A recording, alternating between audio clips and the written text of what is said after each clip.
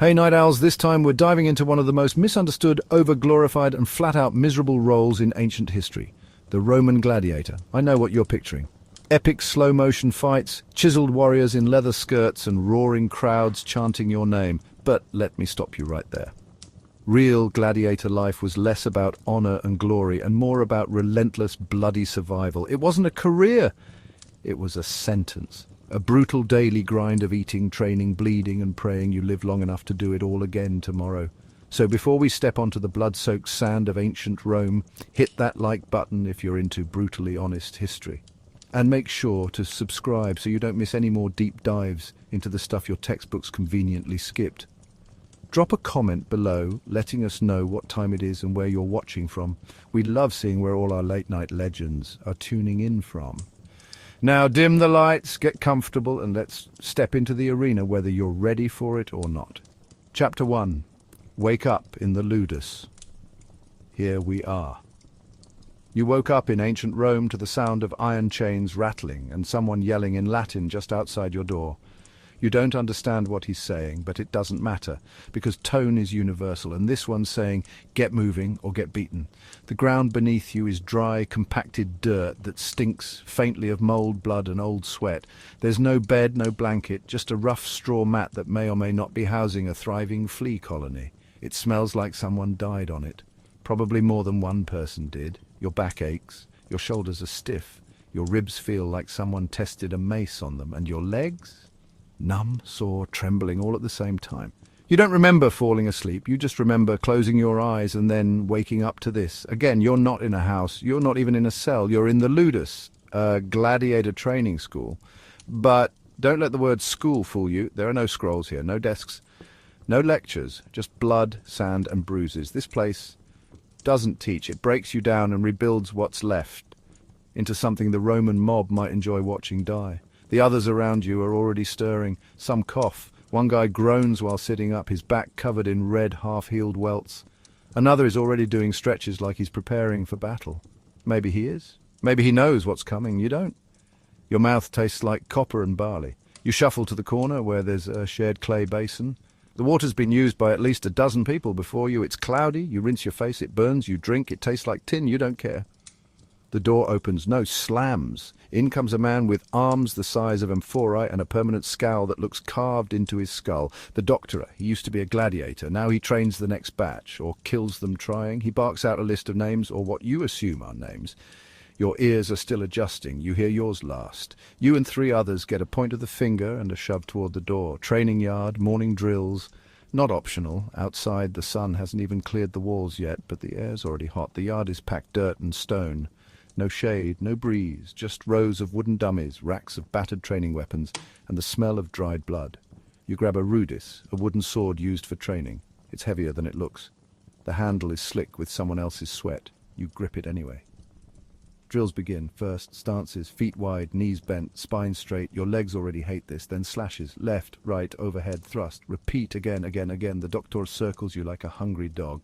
He yells when you get sloppy. You will get sloppy. He whacks your calf with a stick. You flinch. Wrong move. Another hit, this time to the ribs. You taste bile. Then come the footwork drills. You lunge, recover, pivot, retreat, over and over, until your breath comes in short, shallow gasps, and your thighs feel like they're filled with hot stones. You think about asking for a break. You don't, because no one else is stopping, because the last guy who asked for rest ended up with a broken nose and no dinner. Then come the strength drills. You're given a shield made of wood and iron. It's the size of a door and weighs almost as much. You hold it up. Your arms tremble. You march with it in laps around the yard. 1 trip, 2, 5. Someone ahead of you drops his shield. The doctor doesn't shout this time. He just walks over and smacks the man across the mouth with the stick. Hard. Then he orders him to pick it up and start over. You look down. Your tunic is soaked in sweat. Your hands are blistering. Your right foot is starting to cramp. You wonder how long this will go on. Then come the practice matches. You're paired with a man twice your size, a veteran with eyes like stone, and a scar that runs from his temple to his jaw. He doesn't smile, he doesn't talk, he just raises his sword and waits. You hesitate. He doesn't. The first blow knocks the breath out of you. The second catches your shoulder. You stumble. The third comes at your knee. You block, barely. The doctor is watching. He yells something. Probably don't die. You swing wildly. Miss, get hit again. The wooden sword connects with your ribs. Pain blooms across your side. You drop to one knee. No one stops the fight. You get up. You swing again. Finally, it's over. Not because you won. Because time's up. Or maybe the doctor got bored. You limp back to the edge of the yard. You can barely see through the sweat dripping into your eyes. Your chest heaves like a dying bellows. Your mouth is too dry to swallow. This is how the day starts. You haven't eaten, you haven't bathed, you haven't even bled yet, not properly. The other trainees around you don't look any better. Some are lying flat in the dust, eyes closed. Some are sitting cross-legged, heads down. One guy is staring at his hands like he's wondering if they still belong to him. You hear someone vomit behind a stack of shields. The doctor calls out again. You're being dismissed. For now, your body wants to collapse. Your stomach wants food. Your mind wants a way out. You don't get any of those. You shuffle toward the dining area, a stone bench, a wooden tray, a bowl of something vaguely food-like waiting for you. You're starving, but you're also starting to understand something important. You're not training to fight. You're training to hurt, to endure, to break and get up again. And if you don't learn how to do that quickly, your next stop isn't the arena, it's the pit behind the wall where they bury the ones who didn't make it to their first match. And that's just morning. Chapter 2. Morning meal. Bread and bruises. You've just barely survived your morning drills. Your arms feel like cooked rope. Your legs are shaking like leaves in a thunderstorm. You've been whacked, yelled at, spun in circles and nearly drowned in your own sweat. Naturally, your body is now craving two things, food and unconsciousness. You get one of those, kind of. The dining area, if you can call it that, is a dusty corner of the training yard where half-broken stone benches line up beside a rough wooden table that has definitely seen better centuries. There's no silverware, no plates, no cups, just wooden bowls, a few chipped ladles, and the faint, haunting smell of sadness. A boy, maybe 10, maybe just really malnourished, walks down the line with a pail. He ladles out your breakfast with all the enthusiasm of a man refilling pig troughs, and in fairness, it does look like pig food. Thick, grey, lumpy, not quite solid, not quite liquid, the kind of texture that makes your teeth nervous. He scoops it into your bowl without a word and moves on. You don't ask questions, you're too tired. And besides, what would you even ask? Is this safe? Is this edible? Did something die in here? You're better off not knowing. You sit. Slowly. Your knees pop. You stare into the bowl. The smell is complicated, earthy, sour, slightly fermented. You stir it with your finger. It moves as one unit. Welcome to your first bowl of pulse, the classic Roman porridge. A mixture of barley, water and disappointment. Sometimes there's salt, sometimes there's a shred of onion or an old bean. Not today. Today's batch looks like it was cooked by someone who lost a bet. You take your first bite. It hits the tongue with the texture of wet clay and the flavour of absolutely nothing. Actually, that's not fair. There's a faint taste of smoke and maybe ash, which raises the question of whether this was cooked over a fire or just near a burning building. You chew. It fights back. You swallow, barely. Across the bench, another trainee is eating his porridge with a kind of grim acceptance, like he's doing penance, like he knows there are worse things than this, but not many. He glances up, meets your eye, and shrugs. You shrug back. That's the most bonding you've done since arriving. Some guys around you are inhaling it like they've already forgotten what food is supposed to be. Others are slower, more careful, like they're hoping each bite might magically improve. It doesn't. Next to your bowl is a hunk of bread. Bread might be generous. It's a dense brown slab made from barley flour and possibly rocks. It's stale, dry. You knock on it and it sounds like a door. You break off a piece and bite down. Your molars creak in protest. You soak it in your porridge, hoping to soften it. It doesn't. It just absorbs the mush like a sponge of regret. Still you eat, because you're starving, because this is it. No meat, no cheese, no fruit.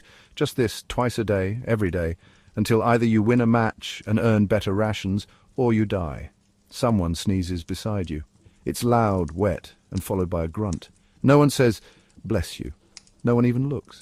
Hygiene isn't part of the training here. You're all covered in sweat, grime, and invisible plagues anyway. You glance around. The veterans get slightly bigger portions. One even has a small chunk of boiled egg. You wonder what he did to earn that. Probably won a fight, or killed someone, or bribed the cook. Doesn't matter, you're not there yet. The drink is tepid water or weak wine. Or if you're lucky, watered down vinegar called posca. It's sour. barely drinkable, and meant more to keep your guts in line than quench thirst. You sip. It burns a little, your stomach gurgles. Too late to turn back now. One guy at the end of the bench finishes his meal, belches loudly, then leans over and vomits into the dirt. He wipes his mouth, says nothing, and walks away. No one reacts. That's just how digestion works around here. You keep eating. Slowly, mechanically, bite, chew, swallow, regret. You scrape the bowl clean, then use a piece of bread to wipe the sides. Not for flavor, just to make sure nothing goes to waste. You'd lick it, but you saw what that bowl looked like before the porridge went in. When you're done, you stand. Your stomach's not full, but it's no longer completely empty. That's a win. You stretch. Everything hurts again. You shuffle back toward the yard. That was breakfast. You're still hungry, still sore. And you're about to start the real training. Because breakfast here isn't meant to fuel you. It's meant to keep you alive. Barely. And even that feels generous. Chapter 3, Training with Wooden Weapons and Real Pain. Breakfast is over. Your stomach is sloshing with barley glue and existential dread. You're sore, exhausted, and already questioning every life decision that led you here. And now it's time for training again. You return to the courtyard, which by now feels less like a training yard and more like a sandy pit of torment. The sun is higher, angrier. The dust kicks up with every footstep, and the smell of sweat and oil has settled into the walls like a permanent curse. Your doctor is waiting, still scowling, still holding that stick. It's unclear if he ever sleeps or if he just emerges from a shadow dimension whenever someone needs to be yelled at. You and the others line up. There's no real formation, just a ragged line of bruised bodies and cracked tunics. No one speaks. You don't need to. The fear is silent, collective, and deeply understood.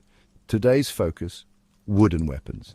Now, when you hear wooden weapons, you might think of practice swords, training tools, something safe, something less deadly. Let me correct that assumption. These aren't toys. These aren't foam-covered sticks or beginner-friendly props. These are solid hardwood slabs, carved to resemble swords, spears, and staves. They are dense, they are unbalanced, and they will absolutely knock the last 3 days out of your memory if they connect with your head.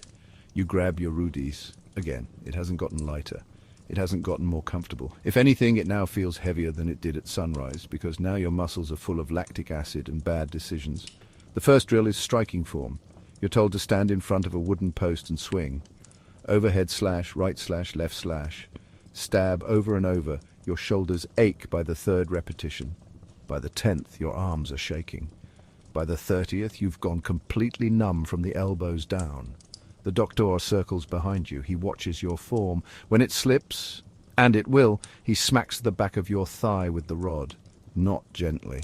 The kind of smack that echoes across the yard and makes every part of you regret existing. You adjust. You try harder. You grip tighter. Which makes it worse because your hands are already covered in raw spots from yesterday. Blisters torn open, skin peeling, blood mixing with sweat and soaking into the hilt. You switch arms. You get yelled at. You switch back. Time becomes irrelevant. There's no clock, no schedule, only pain.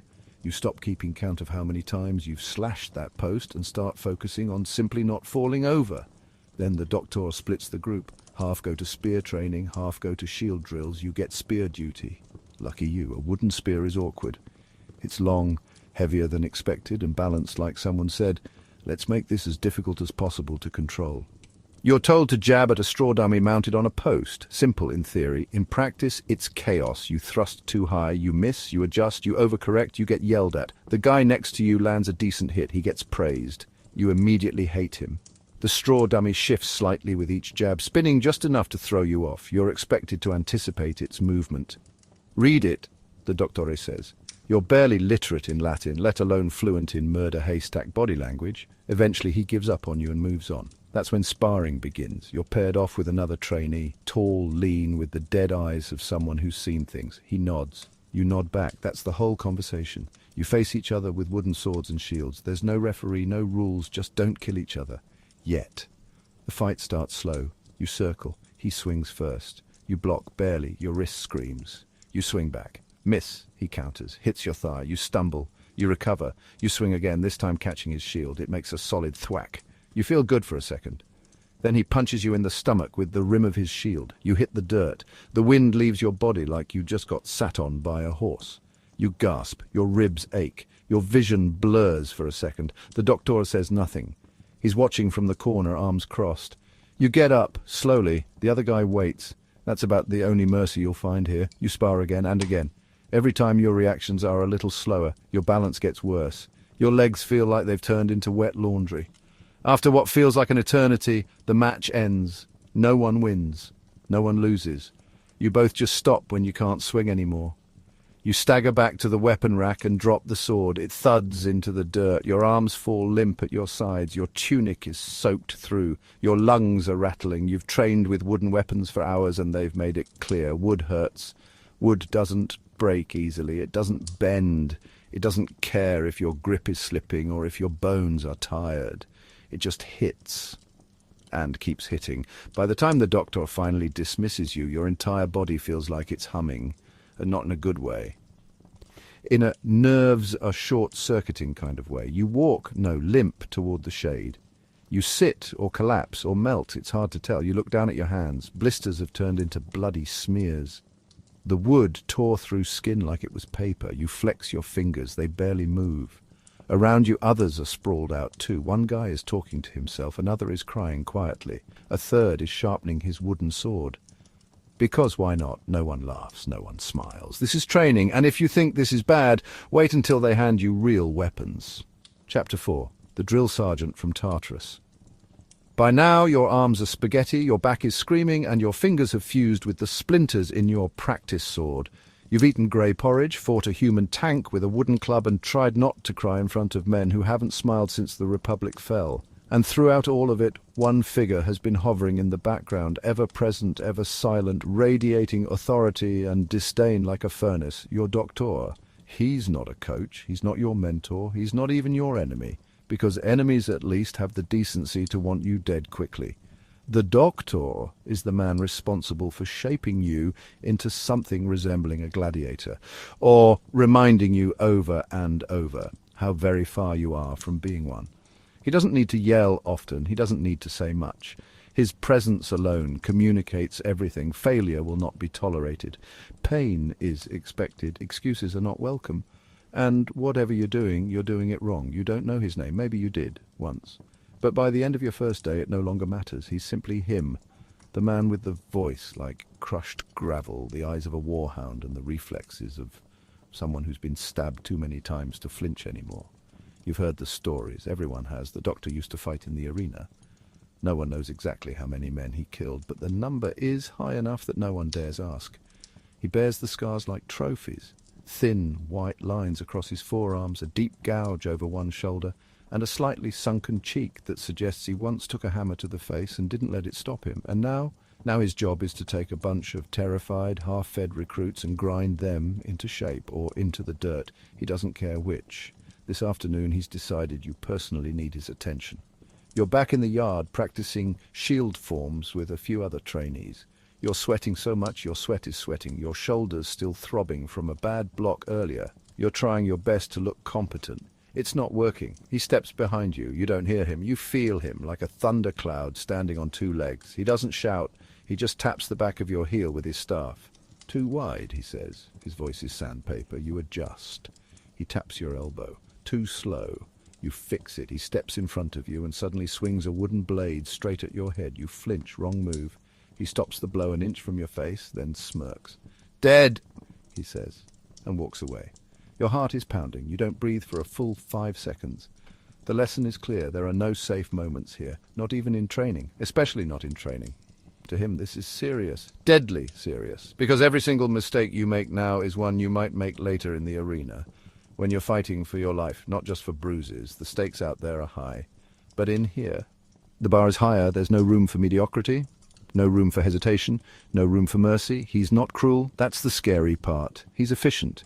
He teaches through repetition, pain, and relentless correction. When you drop your sword, he doesn't shout. He just makes you pick it up, swing it 100 more times, and then hold it above your head until your arms give out. If you complain, you get extra laps. If you cry, he gives you a towel to clean the blood off your face. When someone gets hurt, and someone always gets hurt, he doesn't coddle them. He calls the medic, nods once, and replaces them with the next guy. training never stops. Compassion isn't in the curriculum. He has a soft spot for discipline and nothing else. If you show up on time, try your hardest, and don't act like an idiot, he might leave you alone. Might. If you slack off, joke around, or so much as glance at the shade during drills, he will personally drag you into the sun and explain in great detail how you're embarrassing the ludus, the lanista, and all of Roman civilization. One time, a recruit muttered under his breath after getting corrected. The doctor heard it. He didn't react, not at first. He just told the guy to grab his gear. The rest of us watched as they walked to the center of the yard. Then they sparred. It wasn't a match. It was a public demonstration of how many ways a seasoned killer can dismantle a mouthy rookie without drawing blood. After 2 minutes, the recruit was on the ground, clutching his ribs and apologizing through a mouthful of sand. The doctor didn't speak. He just nodded, walked away, and resumed drills like nothing happened. No one ever muttered again. There's a kind of reverence we all develop for him. It's not admiration, it's not respect exactly. It's more like the way you'd regard a wild animal, majestic, terrifying, and very capable of removing your limbs. Every ludus has a doctor. Ours just happens to be legendary. He trains the way he fought, with intensity, efficiency, and a total lack of tolerance for weakness. If you can't block, you'll learn. If you can't run, you'll crawl. If you collapse, someone will carry you off the field and another man will take your spot. And if you improve, if you somehow start to hold your shield correctly, strike with accuracy, move like a fighter, he doesn't say anything. He just watches you a little longer and doesn't correct you. That's the highest praise you'll ever get. And it means more than a cheer from any crowd. Because in the ludus, surviving a day without being told you're worthless is a victory. So when you feel like quitting, when your lungs burn and your knees tremble and your vision blurs, you think of him. You think of the way he looks at failures. You think of what he'll say if you drop your sword again, and somehow you keep going. Because if the doctore thinks you're worth keeping around, you might just survive the arena. Maybe. Chapter 5. Medical care you absolutely do not want. There's no ceremony, no dramatic pause, no warning. One moment you're standing in the yard, covered in sweat and halfway through blocking your 100th blow of the morning. The next, something cracks in your arm, deep, sharp and sudden. Your fingers go numb, your grip slips. The wooden sword falls to the dirt like a dropped anchor. You barely hear the doctor shout before your knees buckle and you drop beside it, panting, stunned. You're hurt, and here that's not a break in the day. That's a problem. No one rushes to help. No sympathetic gasps, no concern. Gladiator training isn't built on empathy. You're picked up by the armpits and half-dragged, half-limped across the courtyard. Dirt gets in your mouth. Someone mutters, "Should have kept your elbow down." No one laughs. You're deposited at the edge of the training yard, right in front of a battered linen tent that looks like it's been through 3 plagues and a small fire. This is the valetudinarium, the medic tent. A place that promises recovery, but smells like someone once tried to pickle a corpse and gave up halfway. The flap opens. You're pushed inside. It's worse than it looks. There are no clean surfaces, no fresh linens, no herbs drying on the ceiling like in some cozy countryside apothecary. Just a few wooden cots stained with history, a dozen buzzing flies, and shelves cluttered with jars of questionable contents. The air is thick with a sour mix of vinegar, sweat, and old wounds. You can practically taste it. A man in a brown, sweat-streaked tunic glances up. He's your medicus, your healer. He doesn't look like one. He looks like someone who ran out of hope 10 years ago and started experimenting instead. His beard is uneven, his hands are scarred, his expression is somewhere between bored and deeply disappointed to see you. "Arm?" he asks, already pulling out a jar. You nod. He doesn't wait. He grabs your wrist, not gently, and begins prodding your forearm like he's checking a melon for ripeness. You wince. He twists. You curse. He grunts. "Dislocated or cracked, maybe both," he says, like he's diagnosing a broken table leg. Before you can ask any follow-up questions like, "What now?" or "Will I live?" or "What are you rubbing on me?" he's already smeared something cold and lumpy along your forearm. It smells like spoiled wine, mud, and faintly like onions. You don't ask. He explains anyway. "Goat fat, crushed barley, little bit of honey, draws out the heat." You blink. "That's not how bones work," he shrugs. "That's how we work." Your treatment continues. First he splints your arm with 2 uneven wooden slats and a rag that looks like it used to be someone's belt. He tells you to hold still, then tightens the wrap like he's tying down a tent in a windstorm. Your fingers tingle, your elbow pulses, you almost vomit, then he gives you something to drink. It's warm, sour, and burns on the way down. Not wine, not water, something in between. Vinegar and herbs, he says, helps numb the pain. It doesn't, but it does make your head swim, which might be the intended effect. As he works, other patients lie nearby, each more broken than the last. One man has a leg wrapped in so many splints he looks like a mummified tree. Another lies silently with a massive gash across his chest, still weeping blood. One guy in the corner isn't even moving. You don't ask. The medicus points at you with his elbow while washing his hands in what looks like reused wine. Don't move that arm for 3 days, he says, or do. If it's going to set wrong, it'll set wrong either way. Comforting, you ask when you can train again. He snorts. Train tomorrow, just not with that arm. And that's it.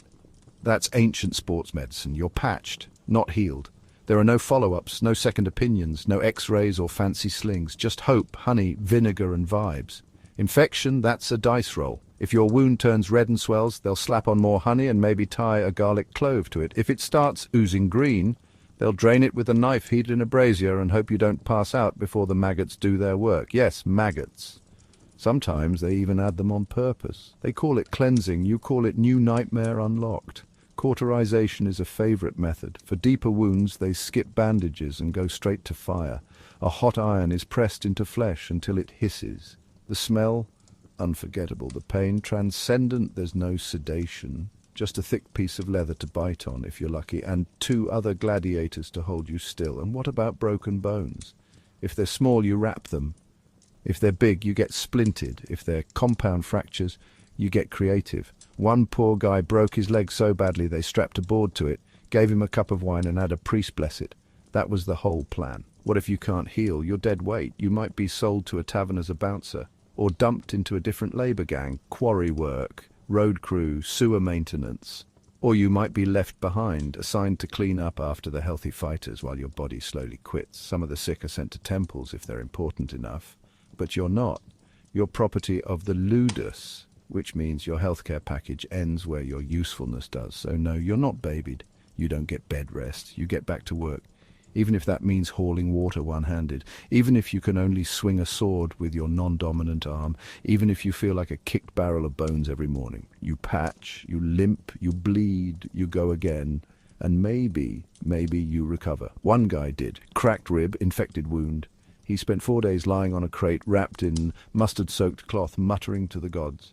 Then one morning, he stood up and started shadowboxing like nothing happened. No one cheered. We just handed him his sword and made room. You learn to adapt. To the pain. To the healing process that isn't. To the silence in the tent where men groan and don't always stop groaning. To the fact that if you scream too loud, the doctor might hear and decide it's time to put you back to work early, screaming or not. Because here's the reality. Gladiators don't get healed. They get patched, oiled, and thrown back in. Your body isn't a temple, it's a tool. And tools don't get therapy. They get sharpened until they break, then replaced. Chapter 6. Arena. Prep, oil, armor, and existential dread. Today's the day. The whispers started the night before. You heard the words float down the sleeping quarters like a curse. It's arena day. Some men grunted, others stayed silent. You rolled over on your straw mat and pretended not to care, but your stomach had already begun to twist itself into knots. Now it's morning and the doctora is at the door shouting names. Yours is on the list. You don't respond. You just stand, slowly, quietly. Like you're walking toward a funeral because you are, maybe your own. The prep chamber is quieter than usual, no drills, no insults, just the sound of metal being cleaned, oiled and handed out with the casualness of cutlery at a banquet. You're handed your gear by one of the assistants. He doesn't look you in the eye, just shoves a bronze helmet into your chest, nods at the rest of the pile and moves on. There's no armor rack with your name on it, nothing tailored, just a pile of iron, leather and linen that smells like it's been worn by 6 other men, one of whom definitely didn't make it out of his last fight. Your helmet is heavy, bronze, dome-shaped and tight. The inside lining is frayed, it smells like old sweat and burnt oil.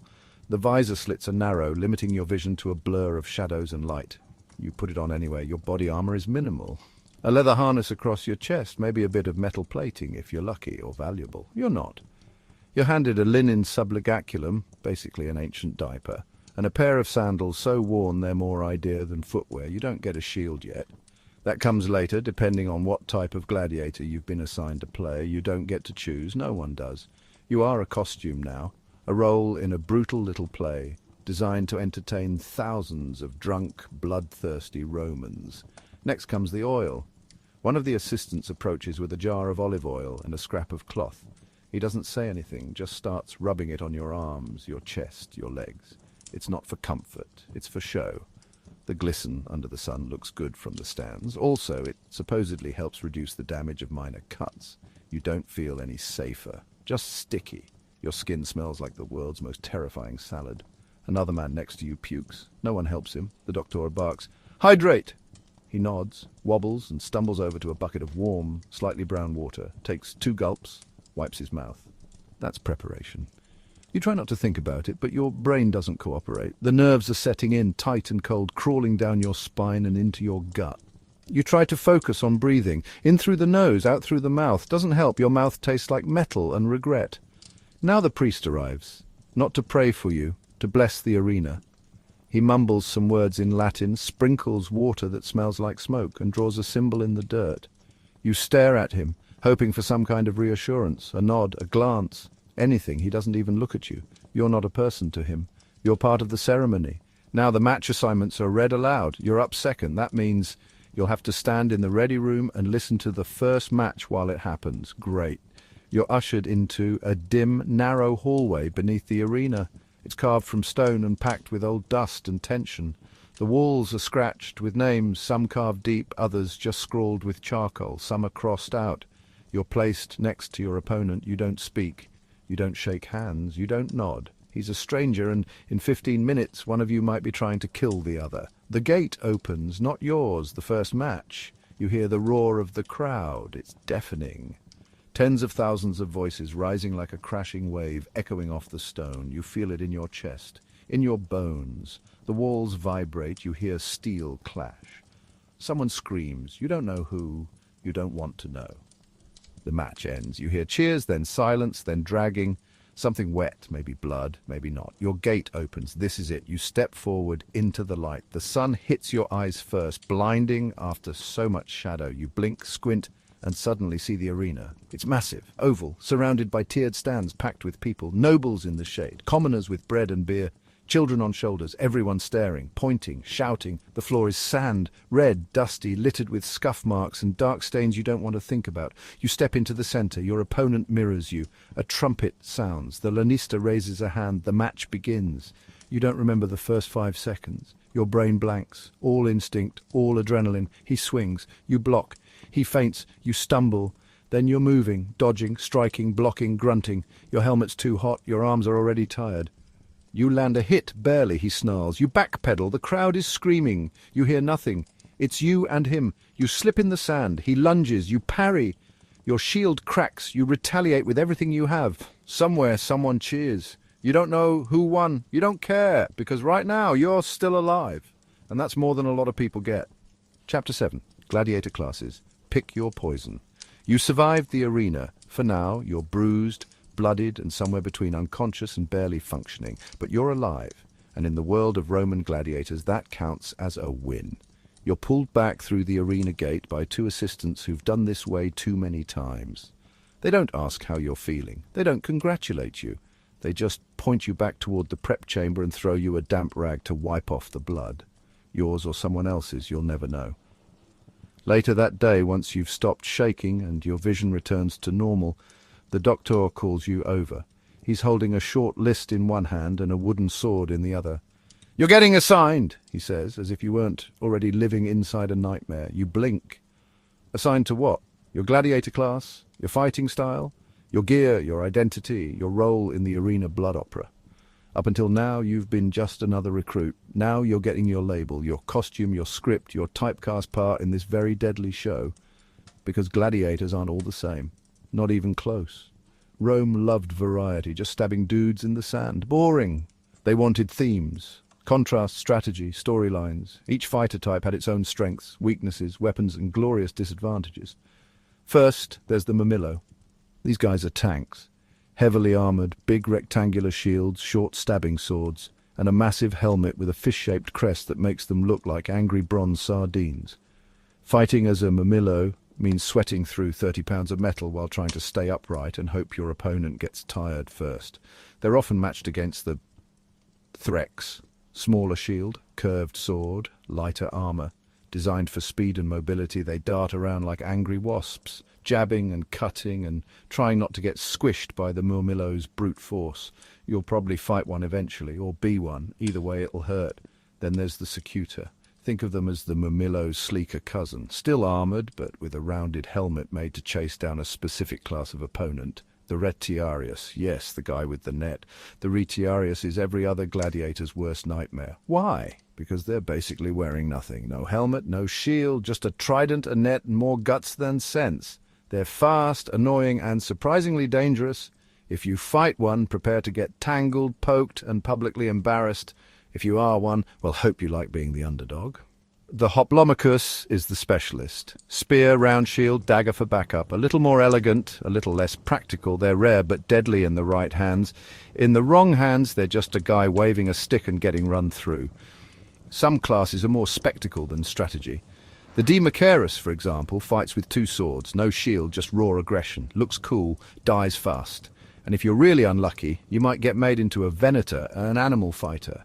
That means your opponents aren't people. They're bears or lions or bulls that haven't eaten in 2 days. You won't be fighting in armor, you'll be fighting in terror.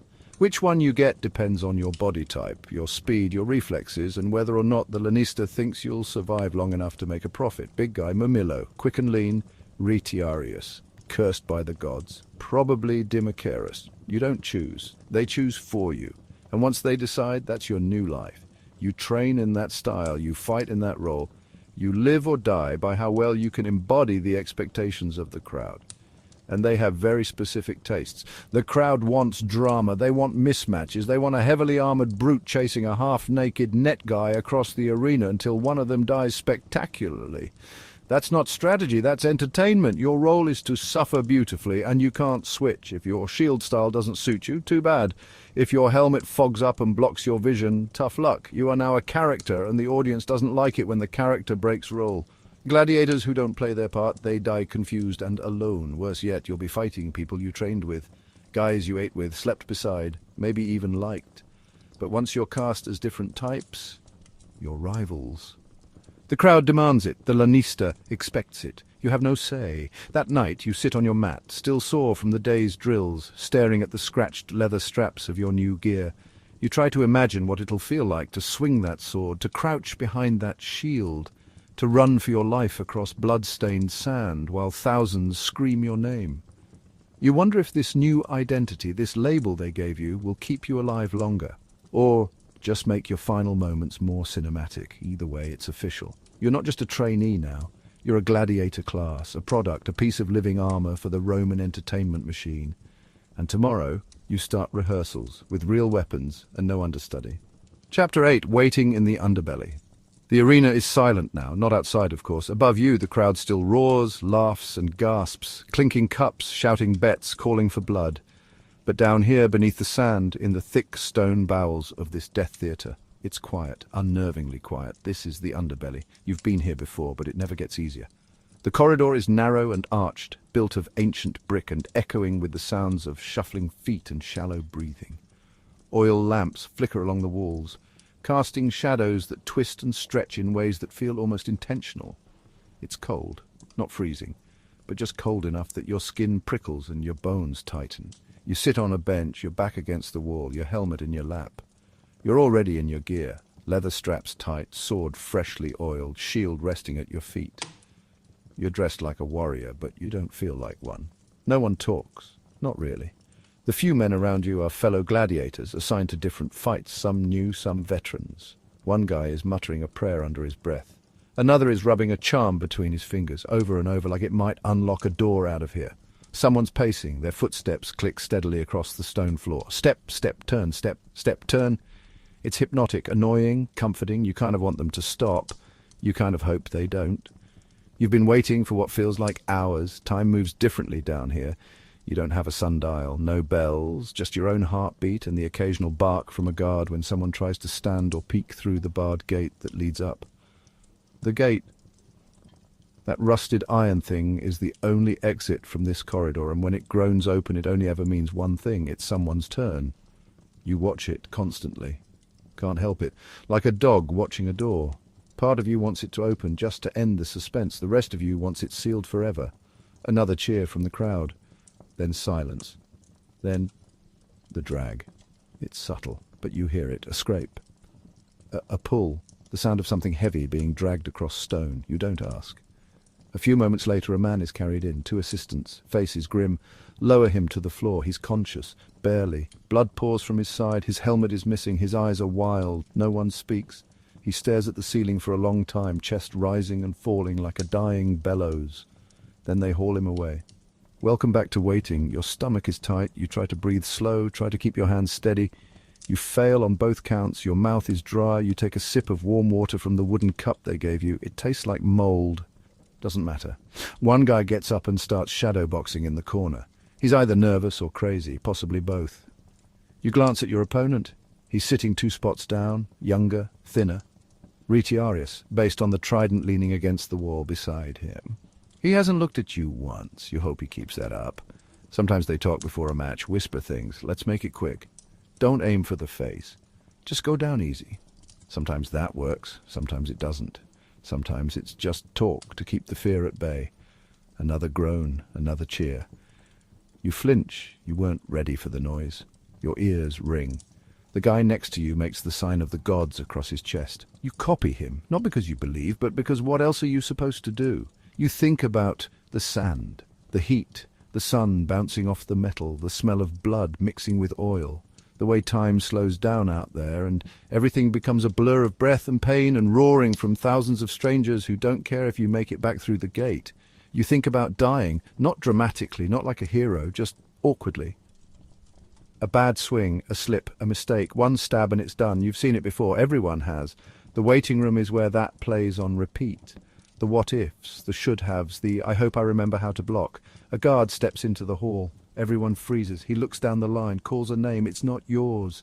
The guy 3 spots over stands. He sways, nods, doesn't speak. He walks to the gate. The guard unlocks it. The creak is loud, metal grinding on metal.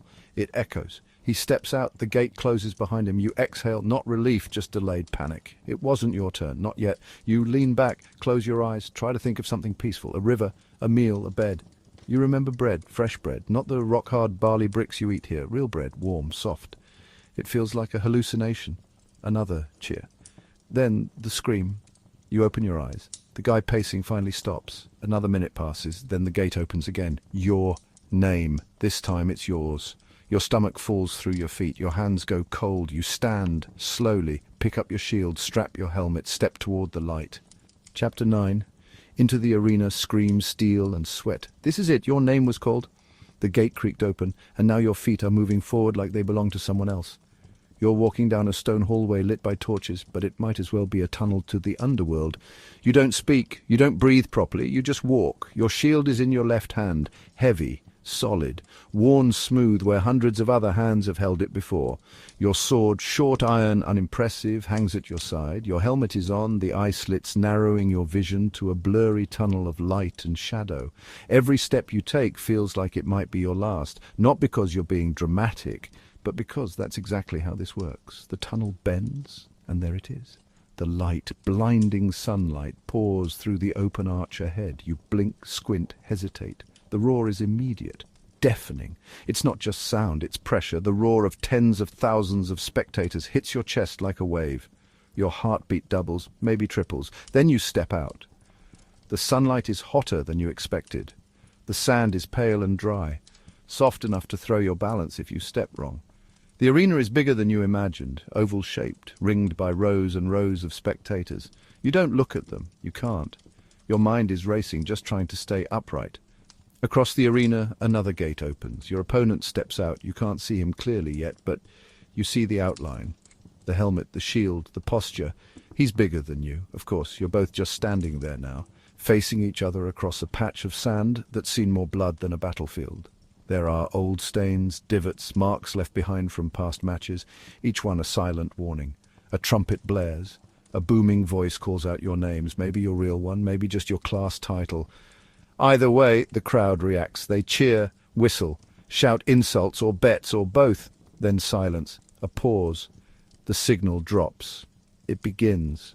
At first you freeze, not intentionally. Your body just forgets how to move. You blink and your opponent is already halfway across the arena, closing the gap fast. Instinct kicks in. You raise your shield, barely in time.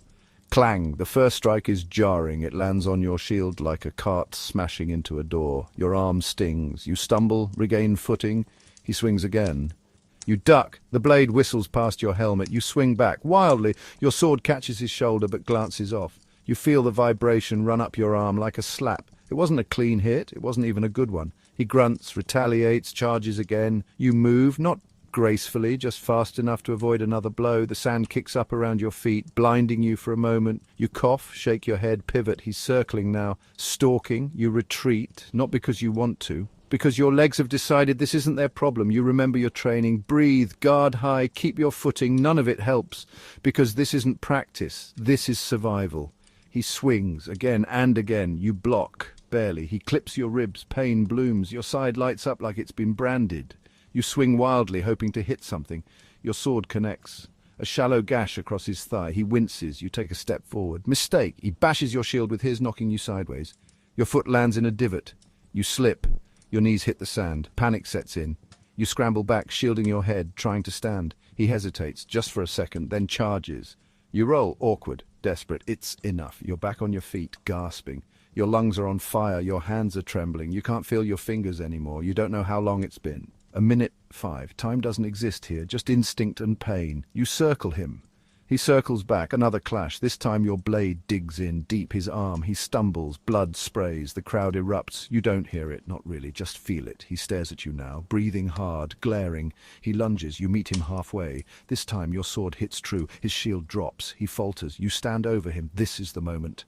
The crowd waits. He raises his hand, a signal. He yields. He's done. Your heart is pounding. Your muscles scream. Your ears are ringing. You look up to the stands, to the editor, the man in charge. He decides. Thumbs up, thumbs down, a pause. Then, mercy. He lives. You stagger back, drop your sword. You can't feel your legs. Two assistants grab you, drag you toward the gate. You're not cheering, you're not smiling, you're barely breathing. But you lived. You walked in, you fought, and you walked out. That makes you a gladiator now. For better or worse. Chapter 10. Win, lose, or bleed slower. It's over. You don't remember walking back through the gate, but here you are, back in the underbelly of the arena, barely standing, blood dripping from your arm, sand caked inside your boots, and your shield hanging from your wrist like dead weight. The roar of the crowd still echoes faintly behind you, a cruel reminder that what just happened was for their entertainment. No one speaks as you're led through the corridor. Not the assistants helping you walk, not the guards holding the doors, not the other fighters still waiting for their turn. They just watch, some with curiosity, some with quiet relief, because it wasn't them. Not this time. You're brought to a bench and lowered onto it with all the care of someone placing a sack of laundry. Your helmet is pulled off. Light floods your face. It burns your eyes. Your lungs seize. You realize you haven't taken a full breath in minutes. A medic comes over, or someone pretending to be one. He mutters something, dabs at your wounds with a cloth that smells like vinegar, and shakes his head at the gash on your shoulder. He doesn't ask if it hurts, he already knows. Around you, other fighters shuffle in, some walking, some carried. One is dragged. The man who yielded to you, you don't know what happened to him. He was still breathing when you turned away. That's all you can say for sure.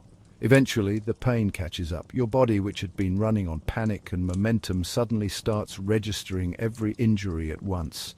The bruises bloom, the cuts sting, your ribs feel like splintered wood. You want to lie down, but you know you'll never get back up if you do. Someone offers you water. It's warm, tastes like tin. You drink it anyway. You're not allowed to rest here for long. Soon you're moved again, this time to the ludus, back to your training ground, your barracks, your makeshift home. You're not cheered, you're not celebrated, no parade, no feast. Just a slow walk through back alleys, past civilians who don't even look up. You're a gladiator, a spectacle, a tool, not a person. When you finally reach your cell, you sit in silence. The others don't speak to you. Some are sleeping, some are sharpening blades. One guy is bandaging his foot, whimpering quietly. You sit on your mat and stare at the floor. You survived. That's the only prize. No bonus, no day off. No guarantee you'll survive the next match. Survival is its own reward. and its own punishment. You eat the same bland porridge, drink the same warm beer. Your fingers are too swollen to grip your spoon properly. Your tunic sticks to your wounds. The world feels heavy. Sleep comes eventually, not rest, just sleep. A shallow, twitchy sort of unconsciousness interrupted by dreams you'd rather not have. Faces, blood, the whistle of a sword, a scream that sounds too familiar. You wake up sore, stiff, but breathing. And that's enough. Over the next few days, things go back to normal. You train, you stretch, you practice with wooden weapons again. The doctor doesn't say anything different. He doesn't treat you like a champion. He just tells you to keep your knees bent, but you notice a shift. The veterans glance at you now, a little longer than before. One of them nods when you pass, just once, no smile, no words, but it means something. You're not just a new face anymore. You've been tested. You bled for the crowd. You earned your place. That's how it works. You fight, you survive, you're tolerated. Lose and you're forgotten, or worse, remembered as the guy who died stupidly. Some fighters rise fast. They get nicknames, fans, special treatment, the best gear, the best food. They win enough times and the Lannister invests in them, buys them massages, better medics, even armor that fits. Others don't rise at all. They keep fighting, losing, bleeding, sometimes dying, slowly, spectacularly. That's the system. There's no fairness, no ranking based purely on skill. It's a machine, and you're either fuel for it or one of the rare few who climb to the top and get to pretend they aren't still trapped inside. You start to notice the details, how the crowd loves close calls. They cheer louder for pain than for victory. They love underdogs until they don't. They adore comebacks, but only if someone else has to die for them. You hear rumors that the editor favors fighters with flair, that if you salute just right or stagger dramatically before landing the final blow, you might earn a few more fights. That sometimes losing but bleeding beautifully gets you a better reputation than winning clean.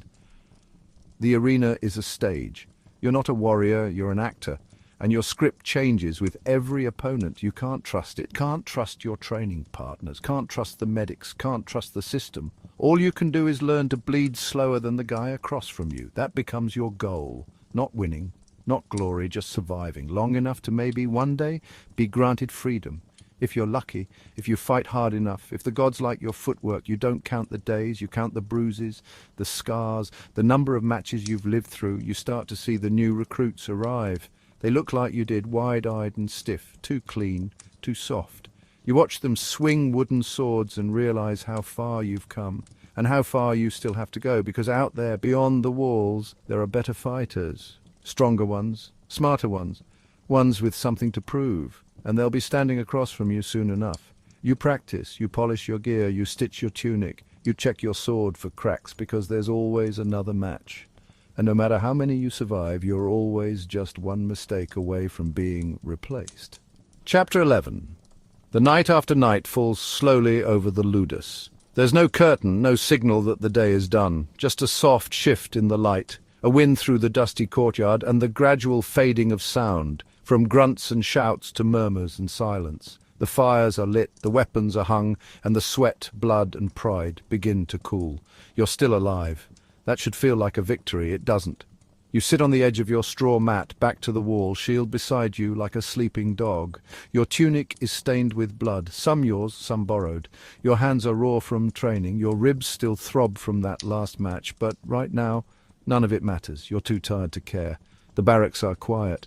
A few men whisper, someone nearby snores with the rough rhythm of a man who's broken his nose too many times to breathe properly. Another fighter mumbles in his sleep. Latin or a prayer or nonsense, you can't tell. You stare at the ceiling, listening. There's a particular stillness in the ludus at night, a weight. In the day, everything moves, shouts, drills, fights, fear. But at night, there's no movement, no direction, just time to remember, time to feel, time to think. And that's the part no one warns you about. You can handle the training, the pain, the blood, even the fights. But the quiet afterward, that's what breaks you. Because in the silence, you hear yourself. You feel the wounds you've been ignoring, the ache in your bones, the splinters in your soul. You remember the man you fought, his face, the sound he made when your blade found its mark. You wonder if he's still alive, if he has a family, if he cried when they took him off the sand. You wonder if you will. The night brings questions. What did you do? to deserve this? Why are you still here? What would your mother think, seeing you now, half naked, half dead, barely human?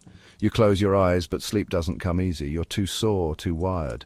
Your mind replays the fight, step by step, that one swing you should have blocked, that one blow that landed too hard. The blood, the noise, the fear, always the fear. It never leaves, not completely. You hide it during the day, bury it under sweat and steel. But at night it rises, it creeps into your chest and settles behind your ribs like smoke. It doesn't shout, it just waits. Sometimes you hear someone crying in the dark, not loud, just quiet, strangled sobs muffled by a sleeve or a blanket. You don't look, you don't speak, you let them have it, because everyone breaks eventually, and tonight it's their turn. Other nights it's yours. You curl up on your mat, knees to your chest, heart pounding like a drum. You try to count your breaths, try to focus on something else, the stars maybe, or the faint scent of olive oil and leather. Anything but the silence, but it's always there. Some men talk to the gods, whisper prayers to Mars or Apollo, or whoever they think is listening. You tried once, a few words, but nothing came back. Just more silence. Maybe the gods are busy. Maybe they're just watching, taking bets. The walls are rough stone. The floor is packed dirt. The straw beneath you scratches your skin, but you've gotten used to it, or at least you've stopped noticing. You think about your old life, before this, before the ludus. You try to remember your home. Was it green? Did it rain? Did your mother sing? You can't recall the melody. You try to remember your name, not your gladiator name, your real one, the one you were born with. It feels distant, blurry, like something written in the sand and washed away. You whisper it once, just to hear it. It sounds strange in your mouth. Somewhere down the corridor, someone coughs. Harsh, wet. You know that cough, the kind that sticks, the kind that doesn't go away. You wonder how long he has. The medic won't help. Not at night, not unless you're already bleeding out. And even then, only if you're worth saving. You turn on your side. Sleep comes in waves, brief, shallow. You dream of crowds, of noise, of running. You wake with a start, heart racing. Your fingers clutch your sword without thinking. You let go, exhale, try again. Eventually you do sleep. Deeply, heavily. The kind of sleep that comes not from peace, but from exhaustion. Your body shuts down. Your mind gives up. And in the dark, the ludus breathes. A long, quiet breath in, out, waiting for the next fight. Chapter 12. The End of the Sword. There's no trumpet when it ends, no ceremony, no grand gesture, just a quiet morning, the kind that doesn't feel like anything special. You wake up sore, stretch your legs, feel every bruise and blister from the past week, and go through the motions, wash your face in a bucket of tepid water, chew on a chunk of stale barley bread, check your gear, adjust the leather straps on your arm. You've done it 100 times now, maybe more. You don't count anymore. The courtyard looks the same. Same dusty floor, same crack in the far wall, same sun cutting through the columns like it always does. But something is different. You feel it in your chest, a tightness, a weight.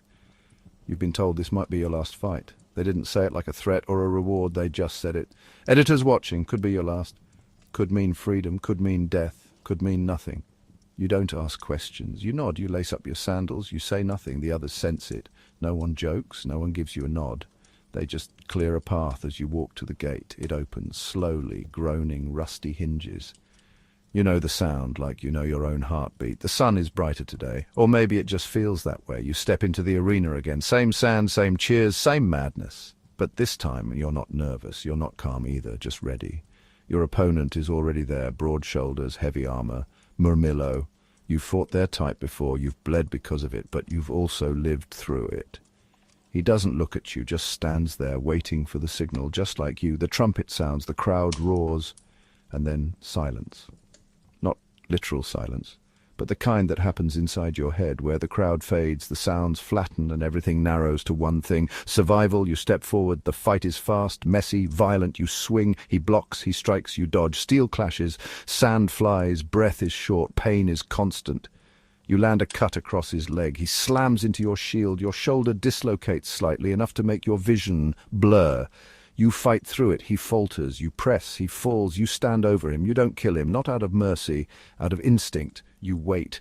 The crowd screams. The editor rises. A pause. Then thumbs up. You live. He lives. It's done. You drop your sword, drop your shield, fall to your knees. The assistants rush in. You don't fight them.